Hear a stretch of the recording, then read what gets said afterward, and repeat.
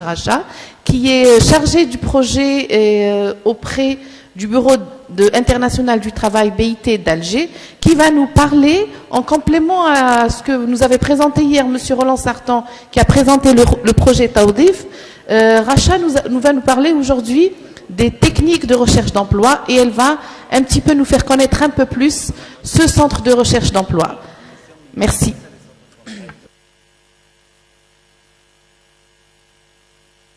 Le club de recherche d'emploi. La transition était difficile pour moi.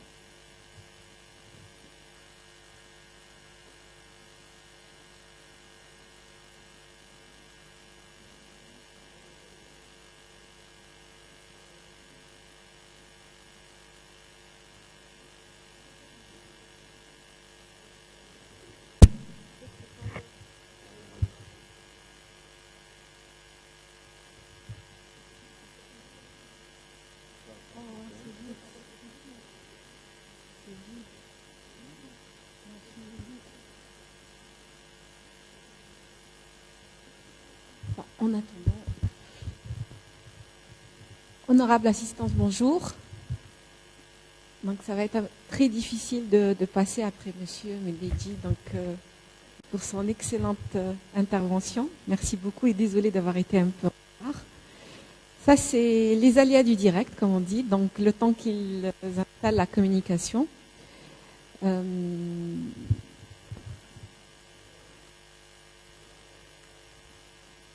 Comment ? Non, je préfère utiliser... Vous arrivez à m'entendre ? Très bien. Donc, je vais quand même commencer sans la présentation. Voilà. Donc, on a eu le privilège hier d'inaugurer le club de recherche d'emploi. Et la transition a été toute faite avec la communication de Monsieur Mededji, donc qui nous a parlé de l'entrepreneuriat, de l'intrapreneuriat, de l'incubateur, de l'incubation. Et la transition est toute faite pour parler des clubs de recherche d'emploi, puisqu'on est dans le système de trouver une débouchée des carrières, donc aller soit vers la création d'entreprises ou soit vers l'emploi proprement dit, classiquement, donc être recruté au sein d'une entreprise. Donc, vous allez beaucoup entendre parler du club de recherche d'emploi, ou communément appelé le CRE ou le CRE. Et on voulait aujourd'hui vous donner un peu plus d'informations sur ce club, donc sa mission, ses objectifs et beaucoup plus la notion d'un club de recherche d'emploi et la différence avec un atelier classique de techniques de recherche d'emploi. Je fais de l'improvisation, c'est pas grave. Très bien. Donc, Roland avait présenté hier le projet Taoudif de l'Université au monde du travail, donc un projet mis en place par le Bureau international du travail, financé par le gouvernement britannique, le Royaume-Uni. Et dans l'objectif principal, c'est d'améliorer les perspectives d'employabilité des jeunes à travers différents moyens, différents axes. Et parmi l'un des trois axes, l'axe de renforcement des capacités des étudiants et des jeunes dans la recherche d'emploi. Et là, nous retrouvons le club de recherche d'emploi. Donc, avant d'entamer, de parler de ce que c'est que le club de recherche d'emploi, je voulais tout d'abord commencer par vous expliquer un peu le contexte de ces clubs. Donc, la notion de club de recherche d'emploi est venue suite à des travaux de recherche qui ont été menés il y a plusieurs années. Et là, on repart au Canada. et vers la création des premiers clubs de recherche d'emploi pour faciliter l'insertion professionnelle des chercheurs d'emploi canadiens, mais aussi de toute la population, de tous les migrants qui ont migré au Canada pour leur faciliter la recherche d'emploi. Donc l'objectif, c'est, le concept repose sur deux aspects importants, à savoir de faire impliquer le chercheur d'emploi. Donc, ne pas attendre à ce qu'il puisse bénéficier de l'assistance des différents services d'emploi, mais de le faire impliquer, de lui donner suffisamment d'éléments de motivation, de confiance en soi, de connaissance en soi pour pouvoir identifier les opportunités qui se trouvent autour de lui. Le deuxième facteur important et très intéressant, c'est que un chercheur d'emploi cherche un travail seul.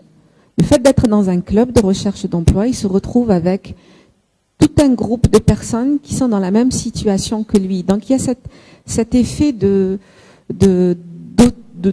co-empathie qui va se créer à travers le groupe, mais aussi un effet de motivation et de challenge groupé. Donc ça va être la recherche collective d'emploi. Donc vous allez me dire, il y aura plus de concurrents, mais chacun a des perspectives différentes, chacun a un profil différent, et donc chacun a sa chance d'intégrer le milieu professionnel. Donc c'est un peu comme ça que l'idée du club de recherche d'emploi a vu le jour. Il a été donc lancé au Canada donc dans les années 70. Il a fait son chemin donc à travers l'Europe, mais aussi l'Égypte, le Maroc. Et c'est venu en Algérie. Donc c'est venu en Algérie dans le cadre des activités du projet Taoudif, donc avec le Bureau international du travail, qui a aussi un bureau au Caire. Et c'est là où on avait vu à quoi ressemblait un club de recherche d'emploi et quelles étaient les missions et beaucoup plus quel était l'apport de ces clubs. Et c'est comme ça que l'idée était venue de développer les premiers clubs en Algérie. Donc là, je voulais vous présenter quelques chiffres. Ah, très bien, parfait. Plus de ce petit problème technique, c'est réglé. Mais je suis déjà à diapo 2, donc ça va. Très bien. Merci. Voilà. Donc, oui.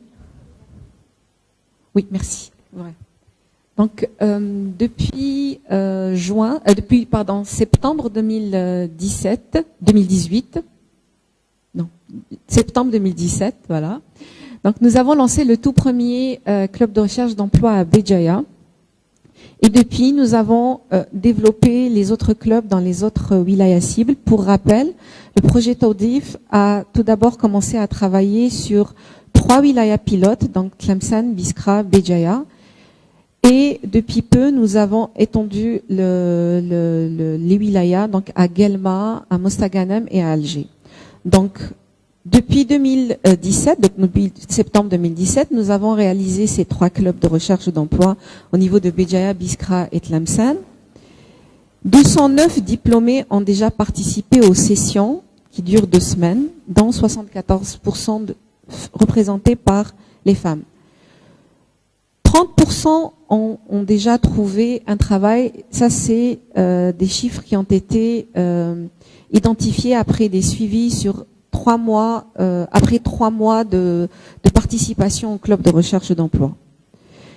Nous avons, pour lancer ces clubs, formé 13 personnes des universités sur les méthodologies d'animation des clubs de recherche d'emploi, mais aussi sur les techniques de recherche d'emploi, et formé environ 35 conseillers de l'ANEM sur le même contenu. Nous avons mis en place donc des guides destinés aux formateurs des conseillers, des guides destinés aux conseillers des clubs de recherche d'emploi, mais aussi des guides destinés aux chercheurs d'emploi.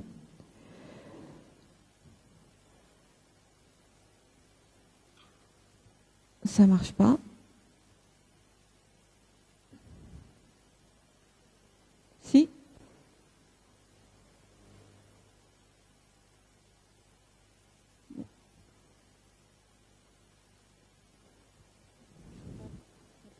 Non?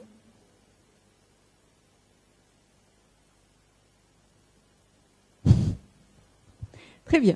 Donc, on va rester sur l'improvisation. Voilà. Donc, j'ai parlé des universitaires, de la ressource universitaire, et j'ai parlé de l'ANEM. Donc, les clubs de recherche d'emploi, c'est aussi un beau partage, une belle collaboration intersectorielle entre le ministère de l'Enseignement supérieur et le ministère du Travail.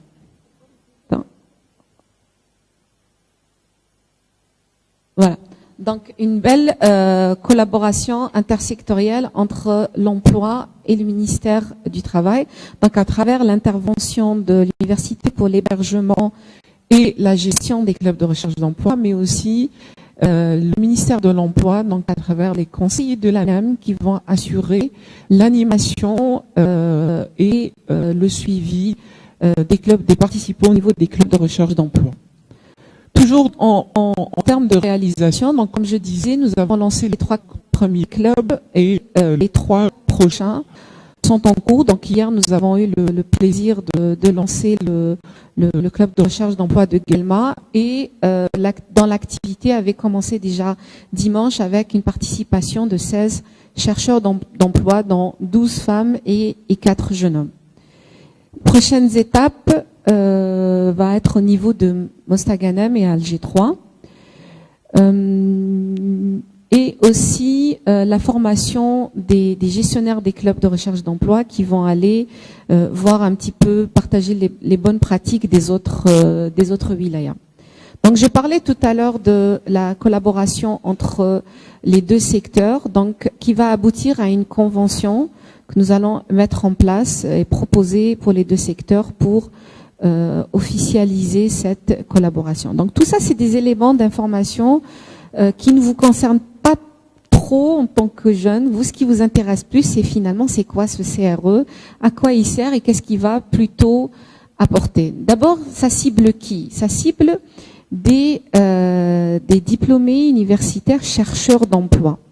Mais chercheurs d'emploi avec une difficulté d'insertion professionnelle. Donc des gens qui n'ont pas soutenu, qui n'ont pas terminé il y a 1 mois, 2 mois, mais qui ont quand même 6 mois, 1 année de recherche d'emploi qui n'ont pas abouti. C'est aussi des personnes qui devraient être au niveau de la wilaya, en l'occurrence ici Guelma, mais hier monsieur le recteur avait proposé aussi en disant que même ceux qui sont dans les wilayas limitrophes seraient les bienvenus au niveau du club de recherche d'emploi. Donc on vous remercie pour ça.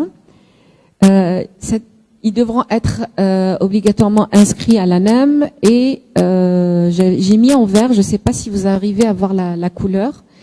L'un des critères le plus important, c'est être motivé à trouver un emploi. Ne pas avoir cet esprit défaitiste de se dire il faut le ma'rifa, etc. Mais de se dire bon, j'ai fait des études, j'ai obtenu une qualification, je veux faire quelque chose, je dois trouver la possibilité de trouver cet emploi. Et donc c'est de cette motivation que nous parlons. C'est aussi être disponible et s'engager pendant 2 semaines. Parce que la particularité aussi de ce club, c'est pas des ateliers, ce ne sont pas des ateliers de formation, mais c'est des simulations de milieu professionnel. Donc, l'étudiant a passé tout un parcours académique en étant assis à l'intérieur du salle. Ensuite, il a obtenu son diplôme. Maintenant, il doit commencer à s'habituer, à se familiariser au cadre du travail. Se lever très tôt le matin, passer toute une journée au sein de son entreprise et réaliser des activités, avoir une feuille de route. C'est un peu ça le club qui va durer 2 semaines. Mais on va dire la fiche technique, la fiche de poste de ce participant serait de se trouver des opportunités d'emploi. Donc être apte à pouvoir s'engager pendant 2 semaines et à passer 6 heures de son temps tous les jours au sein de ce club. Être apte aussi à se déplacer dans les différents lieux, parce que il y aura des journées où ils devront se déplacer au niveau des agences ALEM, pour pouvoir comprendre un petit peu le système d'insertion professionnelle. Donc, comment se déroule le processus d'inscription à ce club? Il y a d'abord le pré-CRE, le CRE et le post-CRE. Donc déjà, avant le pré-CRE, il faut d'abord s'inscrire au niveau de l'ANEM, d'où l'importance d'avoir cette inscription, cette carte de l'ANEM, et aller vers la suite, s'inscrire dans la séance d'information. Donc hier après-midi, il y avait un atelier programmé sur la séance d'information pour donner tous les éléments d'information pratiques et opérationnels à ces personnes-là pour pouvoir on va dire, les convaincre. Pourquoi je dis les convaincre? Parce que il s'agit pas d'avoir des personnes qui viennent parce qu'on leur a demandé de venir au club, mais d'avoir des personnes engagées et des personnes qui croient à la possibilité de changer de vie au bout de 2 semaines. Alors, quand je dis changer de vie, on vous promet pas un travail, un poste à la fin de 2 semaines. Là, ça serait vous mentir à tous. Mais quand je dis changer de vie, c'est changer de comportement. Parce qu'il va y avoir une transformation de la personne entre le premier jour et le deuxième jour. Vous me dites 15 jours, c'est difficile. Moi, je vous dis, nous l'avons réalisé, c'est un défi. Et j'ai eu le plaisir hier de discuter avec les participants du premier CRE de Guelma. C'était leur 3e jour. Je leur ai juste posé la question, est-ce que vous êtes satisfait? Est-ce que ça correspond à vos attentes? Est-ce que c'est intéressant? Et là, la réaction a été unanime. Bon, je leur ai dit, vous pouvez dire la vérité, on est entre nous. Si vous avez des choses à proposer pour être améliorées, si vous voulez qu'on modifie des choses, ils ont dit non. On sent déjà cette envie, cette transformation à l'intérieur. Donc, quand je vous dis changer de vie, c'est de l'intérieur. Donc, après la séance d'information, donc il y a des entretiens individuels qui vont se faire avec les conseillers de l'ANEM. Ces entretiens individuels vont permettre justement d'identifier ce degré de motivation de la personne, mais c'est aussi de comprendre pourquoi est-ce que cette personne a eu du mal à trouver un emploi depuis 6 à 1 an.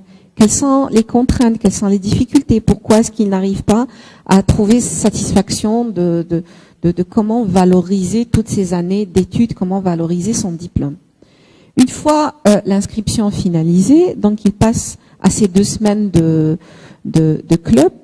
Ce ne sont pas des formations, ce n'est pas un atelier. Aïda avait dit tout à l'heure que j'allais vous parler des ateliers techniques de recherche d'emploi. En fait, dans le cadre du projet Tordive, on a travaillé sur les deux, sur les ateliers TRE et sur les clubs. Mais on utilise le contenu des TRE, on l'exploite dans les clubs. Le club, c'est un groupe de 16 participants animés avec 2 conseillers de l'ANEM et les 2 gestionnaires qui viennent de l'université. Donc c'est d'abord toute une étape de compréhension et ça va à 3 niveaux. Premier élément, c'est connaissance de soi. Je rêve de faire quoi? Hier, il y avait un panel où des gens parlaient de rêve.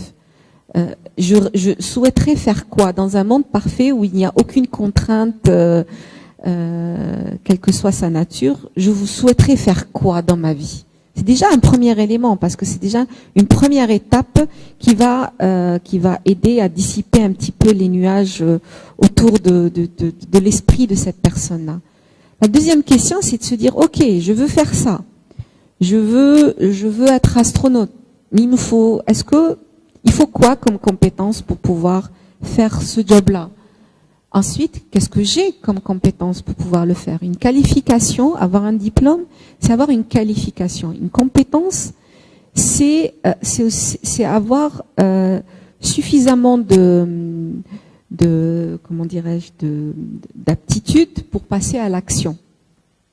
Donc, quelles sont mes compétences?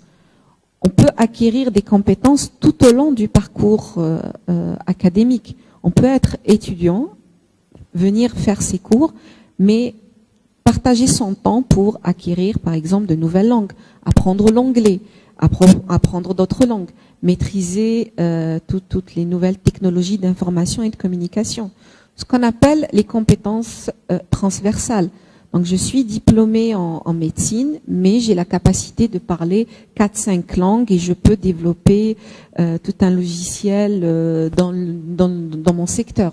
C'est un peu ça ce qu'on appelle les compétences transversales. C'est-à-dire ne pas se limiter uniquement. Je suis pas en train de dire que l'université ne vous apporte pas suffisamment de choses. L'université vous apporte tous les éléments sur les aspects techniques. Mais de nos jours, on parle des soft skills. De nos jours, on parle d'aptitude, mais on parle d'attitude. On peut avoir les aptitudes à faire des choses, mais il faut avoir l'attitude qui va avec. Donc, je ne sais pas si ce langage, si vous arrivez à comprendre ce que je suis en train de... Si ce message passe, n'hésitez pas à poser vos questions par la suite. Et donc, cette connaissance, ce passage à la connaissance de soi, c'est une étape importante. C'est bien beau de savoir ce qu'on veut faire. C'est très bien de savoir ce qu'on a comme moyen. Mais après, on se pose la troisième question. Maintenant, qu'est-ce qu'il faudrait que je fasse pour pouvoir compléter mes compétences et être apte à atterrir à ce niveau-là de poste?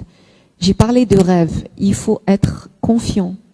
La représentante de Amar Ben Amar qui était là, qui a parlé hier, elle a dit, moi, je ne vois pas le recrutement comme étant quelqu'un qui vient déposer son CV. Non, c'est un deal, c'est une négociation commerciale. Vous avez quelque chose à vendre, c'est vos compétences, c'est vos aptitudes. Ils vont acheter ça. Donc, ayez cette attitude d'aller négocier ce que vous avez à vendre. Et non pas d'être dans une position plutôt renfermée, timide, ou de se dire, ah, c'est mon premier job, je n'ai aucune expérience, je suis expert dans les études, mais je n'ai absolument rien fait au niveau pratique. Non. Vous avez un cerveau, chacun de nous a un cerveau qui est différent, donc vous avez cette capacité, cette aptitude à vous distinguer et donc à apporter quelque chose. C'est un peu ça à quoi sert toute cette partie de connaissance de soi. Deuxième volet dans cet accompagnement, c'est maintenant je me connais, mais je ne vis pas tout seul. Donc je vis dans un environnement, donc je dois connaître mon environnement. Donc c'est la connaissance de l'environnement. Ok, je cible ce secteur-là, mais est-ce que cette activité existe au niveau de mon environnement? Et à ce moment-là, je me pose deux questions. Si oui, c'est très bien, mais sinon, il y a deux possibilités. Soit je vais chercher ailleurs dans un autre environnement, donc on parlait hier de la mobilité géographique, soit je vais essayer de m'adapter avec ce qu'il y a, ou alors on repart à l'entrepreneuriat, soit je veux rester dans mon secteur, et c'est une opportunité, il n'y a personne qui propose ça dans mon environnement, donc je vais identifier quelles sont les structures qui vont m'aider à développer ces activités. Donc c'est aussi connaître tous les opérateurs, développer son réseau professionnel. Sans le réseau professionnel, on ne peut pas aller bien loin. Donc on a toujours dit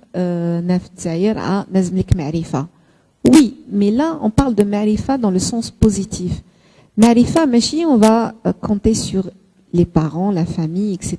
pour pouvoir nous introduire. Non, ma'rifa, je vais me la construire moi-même.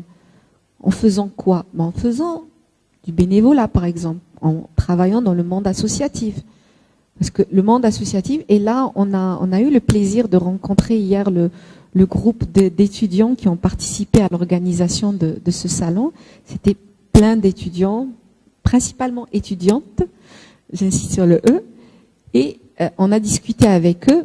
C'est une gestion d'un projet, parce que il faut gérer un planning, il faut gérer un budget, il faut gérer les contraintes, il faut discuter avec les fournisseurs, avec les participants, gérer l'aspect logistique. Tout ça, c'est un projet. Donc eux, ils sont en train de le faire de manière bénévole parce que c'est des étudiants, ils sont concernés dans la promotion de leur université, mais ils sont en train d'apprendre sur le terrain. Donc learning by doing, l'approche apprendre en faisant. Donc, ces des personnes-là, je peux vous garantir que d'ici la fin de leur cursus, s'ils continuent à travailler à être toujours actifs dans ce genre de manifestations, ils vont développer ces compétences bien avant d'avoir le diplôme, bien avant de valider leur qualification. Donc, c'est ce genre de compétences, ce genre de bénévolat. faut pas passer toute sa vie à faire du bénévolat, bien sûr, mais quand on donne, on reçoit toujours. Donc, partez aussi de l'esprit de pouvoir donner de votre temps. Mais c'est aussi, qu'est-ce qu'on reçoit? Entre autres, on reçoit le développement de son réseau professionnel. Demain, vous allez terminer vos études et vous allez connaître toutes les entreprises qui sont tout autour de vous parce que vous les avez démarchées pour avoir du sponsoring, pour organiser des événements bénévolement au niveau de l'université. C'est un peu le type d'exemple de la ma'rifa, mais du côté de l'approche positive. Troisième élément, on a fait la connaissance de soi, on a fait la connaissance de l'environnement, il faut passer à l'action à un moment donné. Il ne faut pas trop se chercher. En même temps, je vous ai dit, c'est 2 semaines.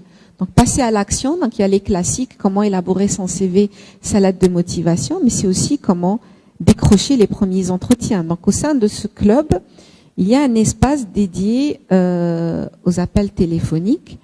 Hier, il y avait l'intervention de la NEM qui parlait de la nomenclature des métiers. Donc, ils ont aussi proposé à mettre au niveau de chaque club donc des exemplaires de cette NEM qui vont vous aider à faire cette adéquation entre le métier que vous voulez faire et les compétences liées, qualifications à cet emploi. Donc, c'est décrocher ces entretiens. Mais vous n'êtes pas seul. Il y a toujours les conseillers du club qui sont là pour vous orienter.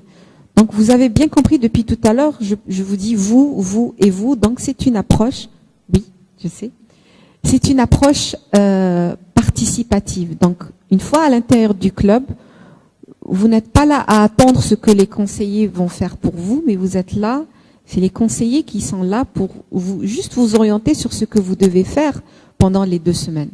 Donc, c'est très chargé et c'est très dynamique. Il y a aussi tout un volet de simulation d'entretien. Donc là, je souhaite partager avec vous l'expérience de Tlemcen. Donc, en théorie, le club a été conçu pour faire des simulations, mais avec les conseillers et avec aussi les autres participations. Donc, faire des jeux de rôle entre recruteurs et candidats. À Tlemcen, ils ont eu l'initiative, et j'encourage cette initiative aussi à Guelma. Ils se sont dit, pourquoi aller vers la simulation? On va faire les choses convenablement, on va inviter les entreprises pour cette simulation. Donc, au bout du premier, deuxième club, donc les entreprises venaient et jouaient le jeu des simulations, mais ils ont été intéressés par ce qu'ils voyaient, parce qu'ils ont découvert des compétences qu'ils recherchaient. Ils les recrutaient tout de suite après. Donc, à Tlemcen, il y a eu, au bout des 2 ou 3 premiers clubs, 45% d'insertion. Ceux qui n'ont pas été recrutés ont eu des propositions de stage qui ont abouti à des recrutements. Donc, on ne vous garantit pas un recrutement, mais c'est le participant qui a créé, suscité l'envie à ces entreprises de les recruter. Donc, c'est un peu tout ça. L'approche et la démarche que vous allez voir tout au long de ces 2 semaines. Après, il y a un suivi, donc post-club. C'est beaucoup plus le suivi des gestionnaires et des conseillers du club pour voir un peu quel est votre parcours au bout des 3 mois, 6 mois, etc. Pour voir est-ce que l'insertion, vous avez pu trouver un travail facilement, et comment cette insertion a été faite. Et là, on a de très beaux témoignages. Je vous invite d'aller dans les comptes Facebook de CRE Béjaïa, CRE Tlemcen et CRE Biskra, où vous allez avoir le témoignage des participants qui partagent leur expérience. Et c'est très intéressant vraiment, je vous encourage à vous connecter et à échanger avec eux. Donc ça, c'est pour le processus. Donc, les résultats attendus, je viens de vous parler, de vous en parler. C'est la modification comportementale, passer de la peau d'un demandeur d'emploi, donc miskin, lillahi al-muhsinin, à un chercheur d'emploi, à un entrepreneur. Même si vous ne créez pas d'entreprise, vous devez être l'entrepreneur de votre vie. Vous devez vous auto-gérer. L'entrepreneuriat, ce n'est pas uniquement dans le sens de créer une entreprise et de gérer des êtres humains. Le premier être humain à pouvoir gérer, c'est soi-même. Donc c'est un peu ce changement de comportement. C'est aussi sortir de la zone de confort vers la zone de risque calculé. Et je vous ai repris le schéma qui est utilisé dans les guides. La zone de confort, c'est là où je suis tranquille, je n'ai aucun risque, aucun danger. Et là où il n'y a pas de risque, il n'y a pas de gain. Et ça, c'est les investisseurs qui pourront nous confirmer. Moins il y a de risque, moins il y a de profit. Plus il y a de risque, plus il y a de possibilités de gagner. Mais on parle de risque calculé. Ne pas aller vers la zone rouge qui est le danger, le risque, le synonyme de danger. Donc un risque calculé, c'est quoi? C'est si je me dis, ok, ici je suis tranquille, je suis étudiant, je viens d'avoir mon diplôme, je suis dans ma zone de confort, je sais qu'il y a l'ANEM qui est là, qui va me trouver un travail. Donc le seul effort que je vais avoir, c'est d'aller m'inscrire et d'attendre. Si j'arrive à trouver, tant mieux. Sinon, la ghalb. En même temps, je me dis, ok, l'université est en train de créer des structures. Il y a les bleus, il y a les centres de carrière. Donc, en tant qu'étudiant, je suis le fruit de leur travail. Je suis sûre qu'ils vont se casser la tête pour me trouver un job. Mais s'il n'y a plus rien à la ghalb, l'université, n'a rien fait pour moi. Donc, c'est ça la zone de confort. Donc, je peux attendre 10 ans à attendre que les autres fassent quelque chose pour moi. La zone de risque calculé, c'est de me dire, ok, je vais aller vers les entreprises. Je vais faire du porte-à-porte et je vais vers le premier pas. C'est quoi le risque pour moi? Qu'est-ce que je risque? Je risque qu'on me dise, non, on n'a pas besoin de vous. Est-ce qu'en me disant non, on n'a pas besoin de vous, ça va me tuer ou ça va m'enlever quelque chose de ma personnalité à ce moment-là, ça va me permettre de comprendre pourquoi ils m'ont refusé, pourquoi ils ne m'ont pas accepté et faire cette auto-évaluation quotidienne pour comprendre qu'est-ce que je pourrais moi modifier pour pouvoir les attirer. C'est un peu ça la zone de risque calculé, c'est d'essayer d'anticiper les risques, d'essayer d'anticiper on va dire les dommages collatéraux et faire en sorte d'anticiper aussi les mesures correctives à ces risques-là. Je vais accélérer. Voilà. Donc, c'est la compréhension aussi des techniques de recherche d'emploi. Donc, j'ai parlé des connaissances de soi, l'environnement, etc. Mais vous remarquez, et je l'ai fait sciemment, dans les résultats entendus, nous n'allons pas vous promettre un job. Le poste, c'est aux chercheurs d'emploi de l'avoir. On ne va pas vous dire, venez et en 2 semaines, vous allez avoir un excellent salaire. Vous pouvez le voir sur le témoignage dans les différents comptes Facebook. Il y avait un témoignage d'une personne qui avait dit, j'ai passé 1 an à chercher un travail, je pensais que le monde était injuste. Après ces 2 semaines, j'ai compris que j'avais des choses à améliorer en moi. Je viens d'avoir un poste et je viens d'avoir le véhicule de service et on vient de me dire que dans 6 mois, je peux évoluer et avoir un poste de responsabilité. Et je me rends compte que j'ai perdu 1 année à me plaindre au lieu d'aller dans l'opérationnel. Donc c'est un peu ça ce qu'on peut vous promettre. Mais tout dépend de l'action qui sera menée par l'individu. Donc, avant de finir, c'est le dernier slide. On a parlé des 3 autres. Donc hier, j'ai profité de rajouter les photos. Donc merci à ceux qui ont partagé les photos avec moi hier. Donc on a inauguré hier le club de recherche d'emploi et j'avais mis le début d'une belle histoire. Je ne sais pas si on peut. Oui. Voilà. J'ai mis 14 novembre 2018, le début d'une belle histoire. Mais je vais partager avec vous les coulisses. La belle histoire n'a pas commencé le 14 novembre 2018. La belle histoire a commencé le 19-20 septembre 2017. C'était lors du salon de la 10e édition du salon de l'emploi de l'université de Béjaïa. Aïda elle portait encore la casquette de Béjaïa. Et c'est là où l'équipe Taoudif était présente pour pouvoir inaugurer le premier club de recherche d'emploi. Et à l'époque, le projet était ciblé les wilayas de Biskra, Béjaïa, Tlemcen, avant de rajouter Guelma, Mostaganem et Alger 3. Mais la particularité de Guelma sur que Biskra, Béjaïa, Tlemcen, Mostaganem et Alger ont été choisis par le ministère de l'Enseignement supérieur, le ministère du Travail, donc le comité de pilotage sur des aspects stratégiques, etc. Guelma a été non seulement choisi, mais a été précurseur d'élargissement vers Mostaganem et Alger. Et je souhaite tout particulièrement remercier aujourd'hui donc Monsieur Hamdi, Monsieur, excusez-moi, j'ai pas les noms, donc Monsieur Hamlaoui, voilà. Remercier aussi Aïda, remercier aussi Monsieur Jamel Kati, vice-recteur de relations extérieures de l'université de Béjaïa, le recteur de l'université de Béjaïa. Donc toutes ces personnes-là qui ont facilité la rencontre avec Guelma, et puis nos deux anges gardiens, donc Monsieur Hamlaoui, Monsieur Hamdi, qui ont dit bah non, on n'est pas content. Vous êtes à Béjaïa, vous dites que vous allez partir à Tlemcen, vous allez partir à Biskra, et Guelma, alors elle existe aussi sur la carte géographique, et on refuse. On avait beau leur expliquer non, c'est un projet, on est malheureusement limité à 3 wilayas pilotes. Ils ont dit non.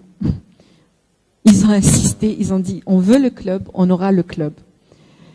Et par la suite, Aïda a migré a abandonné Béjaïa pour aller à Guelma. Donc tout ça, je vous raconte la petite histoire. Ça a un sens à la fin pour vous dire. Ils ont eu un rêve, ils ont cru à ce rêve et on est là aujourd'hui. Donc, croyez en vos rêves. Il faut aller jusqu'au bout, même quand on vous dit non, c'est pas possible, ça n'a pas été prévu et ben on est là aujourd'hui. Et je souhaite aussi, pour finir, fortement remercier aussi Monsieur le recteur, Monsieur Lagoun, qui a aussi facilité et mis à notre avec le projet toute une équipe dynamique. Donc Monsieur Ben Hassan Nassaddin, qui est, si tu peux te lever, qui est le gestionnaire aujourd'hui du club de recherche d'emploi. Il y a aussi Monsieur Ben Kirat Abdelaziz, qui a aussi fortement participé.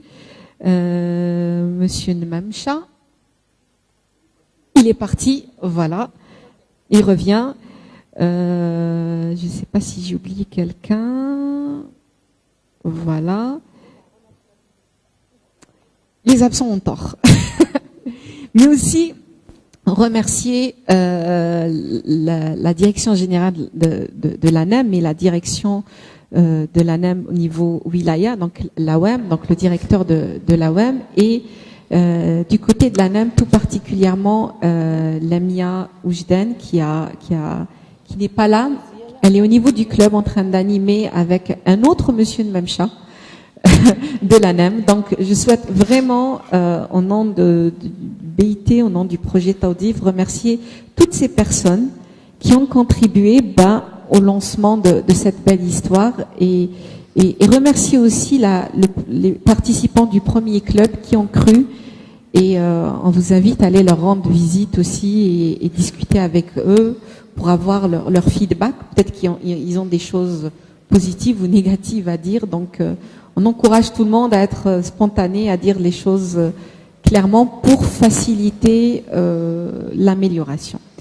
Et voilà, c'est tout. Donc, j'ai bien respecté mes 10 minutes de présentation. Oui. Merci Racha, c'était en tout cas très instructif. En fait, le CRE a été inauguré hier, ici à l'université de Guelma. Mais aujourd'hui, Madame Bejaoui Chaouch Racha, qui est chargée de projet auprès du Bureau international du travail, nous a présenté les missions du CRE, comment ça se passe. Elle nous a facilité un petit peu la compréhension du pourquoi de ce club et de comment intégrer ce club et de comment utiliser les connaissances et les compétences. On la remercie, elle et toute l'équipe qui est venue du BIT, donc Monsieur Roland Sarton et Monsieur Skandar Soufi qui malheureusement a dû partir pour d'autres missions aujourd'hui.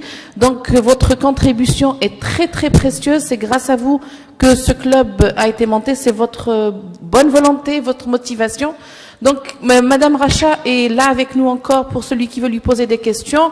Aussi, elle vous a invité, et c'est très important, à vous rapprocher des sites web ou là, des pages Facebook des différents creux pour plus d'informations, pour savoir comment ça se passe.